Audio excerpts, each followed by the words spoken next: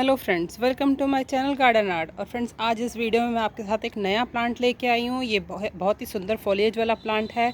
इसकी जो leafy foliage है, जिसकी वजह से ये जो है लोग अपने गार्डन्स वगैरह में इसको ग्रो करते हैं। इस प्लांट का नाम है कैलेडियम। फ्रेंड्स, ये जो प्लांट है ये ट्यूबर से उगाया जाता है, जिसे कि हम कॉमन लैंग्वेज में बल्ब्स भी कहते हैं।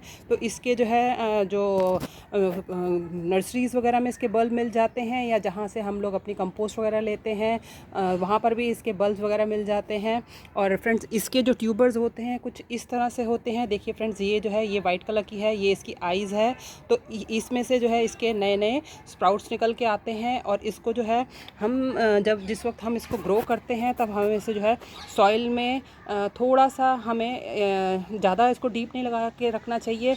हमें इसको सॉइल में जब लगा के चलते हैं तो उसके बाद जो है थोड़ी सी इसके ऊपर सैंड डालने की जगह छोड़ देनी चाहिए। ज़्यादा इसके ऊपर हमें सैंड नहीं डालनी चाहिए। और फ्रेंड्स, ये जो प्लांट है, इस प्लांट को जो इसका ग्रोइंग पीरियड होता है वो मार्च से शुरू हो जाता है। इसलिए जब हम इनके ट्यूबर्स जब ग्रो करते हैं तो हमें फरवरी के आसपास इसे ख़रीद के इसको जो है हमें इसको सॉइल में लगा लेने चाहिए, ताकि जैसे जैसे इसकी विंटर ख़त्म होती है, विंटर में ये डॉर्मेंसी में रहता है, और विंटर जैसे ही ख़त्म होती है तो इसकी स्प्राउटिंग शुरू हो जाती है। और इसकी स्प्राउट जो ये प्लांट है, इसकी अपनी लीव्स जो है वो 2 वीक्स के बाद अपनी इसकी लीव्स निकलना शुरू हो जाती हैं। और 3rd वीक में जो है इसकी छोटी छोटी लीव्स बन के आती हैं। जब फ्रेंड्स इसकी शुरू में लीव्स निकलती हैं तो बिल्कुल बिगिनिंग में ऐसे छोटे से साइज़ की होती हैं, और जैसे जैसे प्लांट जो है बड़ा होता जाएगा वैसे वैसे इसकी लीव बड़ी होती जाएगी। जितने बड़े पॉट में लगा के चलेंगे हम इसको, उसकी लीव उतनी ही बड़ी हो जाती है। वैसे ही कई इसके साइज़ के इसके ट्यूबर्स आते हैं, छोटे भी आते हैं, और जो मेरे पास है ये भी। और इसके अलावा बड़े साइज़ के भी इसके लीव्स निकलते हैं, 4-4 इंच के। इनको एलिफेंट ईयर्स वगैरह भी कहते हैं। और इसके काफ़ी सारे कलर्स की फॉलिएज वाले लीव्स के इसके ट्यूबर्स आते हैं, लेकिन मुझे जो है इसके और कोई और वैरायटी मिली नहीं। मैं ट्यूबर्स ही लेके आई थी, नर्सरी से प्लांट नहीं लेके आई थी, क्योंकि नर्सरी में प्लांट बहुत एक्सपेंसिव दे के चलते हैं। मैंने पता किया था, ये 150 का था, जबकि मुझे ये ट्यूबर 30 रुपीज़ का पड़ा था। सो 2 वीक्स में जब हम इनके ट्यूबर्स को ग्रो करते हैं, 2 वीक्स के बाद जो है ये अपनी स्प्राउटिंग शुरू कर देता है, और 3rd वीक में इसकी लीव्स निकल जाती हैं। सो फ्रेंड्स, ये एक बहुत ही बड़ा डिफरेंस पड़ता है, इसलिए मैंने ट्यूबर्स ख़रीदे थे। लेकिन नेक्स्ट टाइम मैं थोड़े से और इसके वैरायटी कलेक्ट करके रखूँगी। और फ्रेंड्स, ये जो प्लांट है ये इसके ट्यूबर जब हम सॉइल में लगा के चलते हैं तो इसकी जो सॉइल होती है वो वेल ड्रेन होनी चाहिए हमेशा। इसकी सॉइल में पानी नहीं रुकना चाहिए। और इसकी सॉइल जो है वो जब हम इसकी सॉइल का मिक्सचर बना के चलते हैं तो 40% अगर हम सैंड सॉइल और 60% अगर हम ऑर्गेनिक मिक्सचर कंपोस्ट वगैरह डाल के चलते हैं तो बहुत अच्छा रहता है, क्योंकि इसकी सॉइल जो है बिल्कुल पोरस होनी चाहिए, इसमें पानी नहीं रुकना चाहिए। इस प्लांट को वाटर बहुत पसंद है, लेकिन इसको जो है इसकी मिट्टी बिल्कुल जो है वो वेट होनी चाहिए, इसके अंदर पानी नहीं रुकना चाहिए। इसको पानी बहुत पसंद है। और फ्रेंड्स, ये जो प्लांट है जैसे जैसे पुराना होता जाएगा इसके नीचे से ट्यूबर जो है वो और बढ़ते जाएंगे, और उसके बाद जो है ये प्लांट जो है धीरे धीरे अपने आप ही बुशी होता जाता है। और कुछ 1-2-3 साल के बाद हमें एक पॉट से हम 2-3 पॉट्स भी बना सकते हैं। और उसके अलावा फ्रेंड्स, जो है ये प्लांट ज़्यादा इसको सनलाइट पसंद नहीं है। एशियाटिक प्लेसेस में जो है इसका जो है ये समर्स में और रेनी सीज़न में बहुत अच्छा अपनी फॉलिएज देता है। इसके ऊपर फ्लावर्स भी आते हैं, लेकिन लोग उसको फ्लावर्स के लिए नहीं, फॉलिएज के लिए इसको लगा के चलते हैं। और उसके बाद जो है अक्टूबर नवंबर आते आते इसके जो है ये इसके लीव्स जो है वो स्पेंड होना शुरू हो जाते हैं, डॉर्मेंसी में चला जाता है।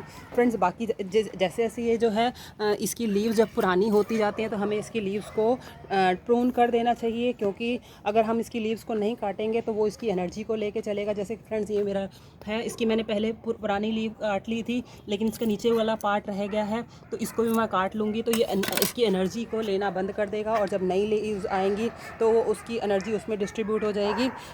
तो इस तरह से जो है ना हमें पुरानी लीव्स को हटा देना चाहिए, क्योंकि कहीं ना कहीं वो उसकी ब्यूटी को भी ख़राब करके चलते हैं। और फ्रेंड्स, हमें जो है इसको डायरेक्ट सनलाइट में नहीं लगा के चलना चाहिए। इसको जो है ट्रॉपिकल क्लाइमेट बहुत पसंद है, तो जब भी अगर हम इसको समर्स में भी लगा के चलते हैं तो इसको जो है हमें पार्शियल शेड में या इनडायरेक्ट ब्राइट लाइट में लगा के चलना चाहिए। इसके ऊपर डायरेक्ट सनलाइट नहीं आनी चाहिए। मॉर्निंग की हम जो है 10 o'clock या 11 o'clock तक इसके ये सनलाइट टॉलरेट कर लेता है, लेकिन उसके बाद की जो आफ्टरनून, फुल आफ्टरनून की या जो लेट आफ्टरनून की जो सनलाइट होती है वो इसके लिए अच्छी नहीं होती है। तो इसे या तो हमें ग्रुप में लगा के चलना चाहिए जहाँ पर जो है ये प्रोटेक्ट रहे, लेकिन इसका जो है इसको टेम्परेचर ऐसा मिलना चाहिए जहाँ वार्म रहे। और अगर इसको हम ज़्यादा डीप जगह पे अगर हम शेडी एरिया में लगा के चलेंगे तो इसकी जो लीव्स हैं वो थोड़ी डल हो जाएंगी। लेकिन अगर हम इसको पार्शियल शेड में लगा के चलेंगे जहाँ पर सनलाइट भी इसके ऊपर डायरेक्ट इसकी लीव्स के ऊपर नहीं पड़ती है, तो फिर ये इसकी लीव्स काफ़ी ग्रो करती हैं। और फ्रेंड्स, जब भी इसका ग्रोइंग पीरियड होता है तब इसको जो है हमें रेगुलर फर्टिलाइज़र देंगे तो ये प्लांट जो है और भी अच्छी अपनी लीव्स निकाल के चलेगा। क्योंकि इस प्लांट को एसिडिक सॉइल बहुत पसंद है। इसकी प्लांट्स की जो फॉलिएज है वही इसकी ब्यूटी है।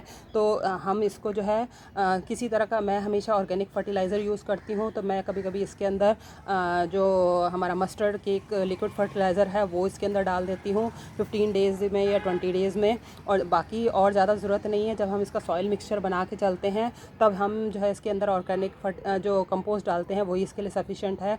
एक्स्ट्रा कोई किसी तरह के इसको फर्टिलाइज़र की रिक्वायरमेंट नहीं रहती इसकी सॉइल में। बस ग्रोइंग पीरियड में अगर हम इसको 15 डेज़ में या 1 मंथ में इसका हम लिक्विड फर्टिलाइज़र देते हैं तो बेस्ट रहता है। फ्रेंड्स, जब ये डोरमेंसी में चला जाता है तब ये प्लांट जो है इसकी लीव्स धीरे धीरे ख़त्म हो जाती हैं अक्टूबर नवंबर में।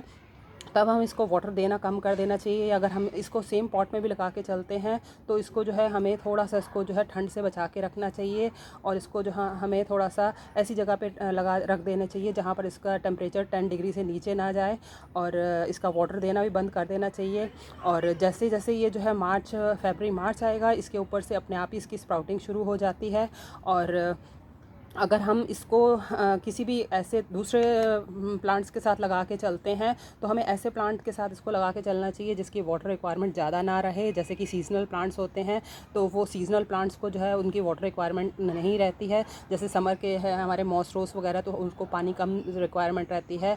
तो इस तरह के अगर हम प्लांट्स के साथ लगा के चलते हैं जिसकी वाटर रिक्वायरमेंट बहुत कम रहती है, तब भी ये जो है पॉट के अंदर अगर हम इसको छोड़ देते हैं ये प्लांट अपना सर्वाइव, इसके ट्यूबर्स डाई नहीं करते। अदरवाइज़ इसके ट्यूबर्स जो है वो रॉट कर जाते हैं और डाई कर जाते हैं। इसलिए अगर हम इस प्लांट्स के ट्यूबर्स को उठा के साइड पे भी रख सकते हैं या फिर हम ऐसे पॉट में लगा के रख सकते हैं जिसमें हम सीजनल फ्लावर्स वाले प्लांट लगाते हैं जिनकी वाटर रिक्वायरमेंट बहुत कम रहती है।